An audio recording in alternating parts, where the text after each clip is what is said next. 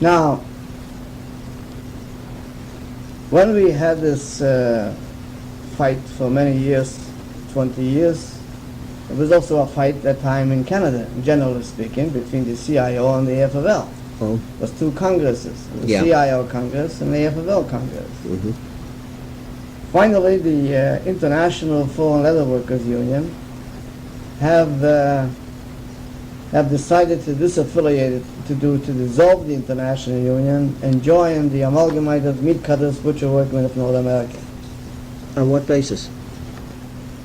Ben Gold, that time the leader, have recognized, on account of the reactionary forces in the United States fighting in time of McCarthy, they have recognized that the time is coming where a communist union haven't got a chance to live in the United States. I see. The employers took the advantage because they knew they can't go out in strikes and so on and so forth. Finally, they decided to affiliate with a legitimate organization, which I have mentioned, the Amalgamated Meat Cutters, in 1956.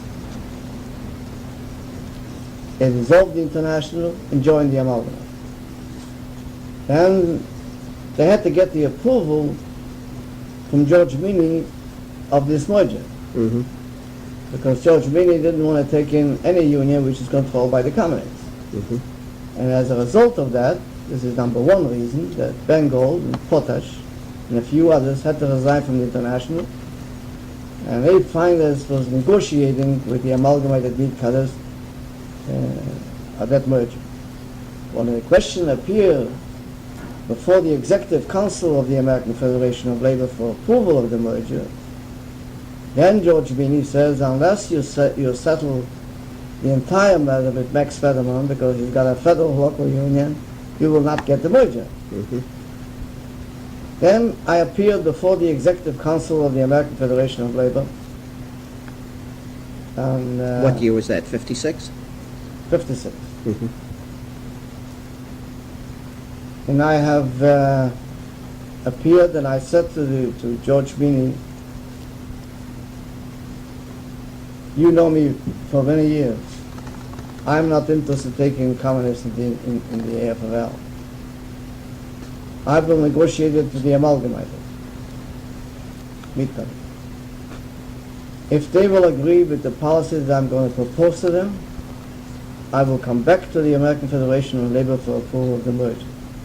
Then the AFL Executive Council have agreed to come back in 6 months. If I come back with a proposition that I'm satisfied with the merger between the International Foreign Leather and the Amalgamated Meat Cutters, then I will become a member also of the Amalgamated. We will have a merger in the United States and Canada. After 6 months negotiations with the Amalgamated Meat Cutters in the United States and Canada, they have agreed to remove 70 organizers, which were notorious communists. You mean the Furriers Union International in the United States? States and Canada. They have agreed to remove them in order to get approval of the merger by the Executive Council, the AFL. Because otherwise the Amalgamated would be forced to suspend them again.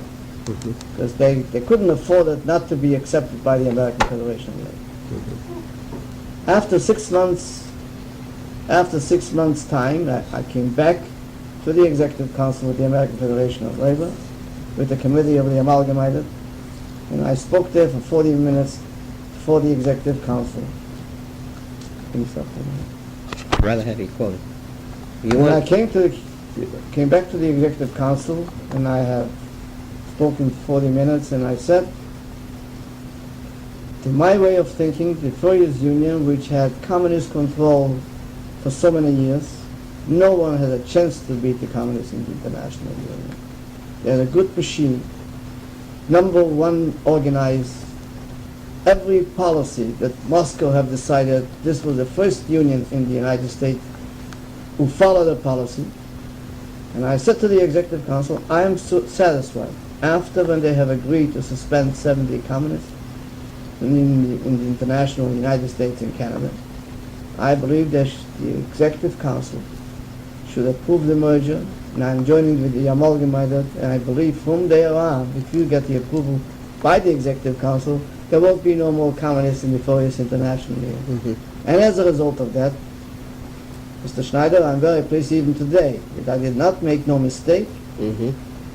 They have approved the merger, and there is no communists whatsoever in the Furious International Union in the United States.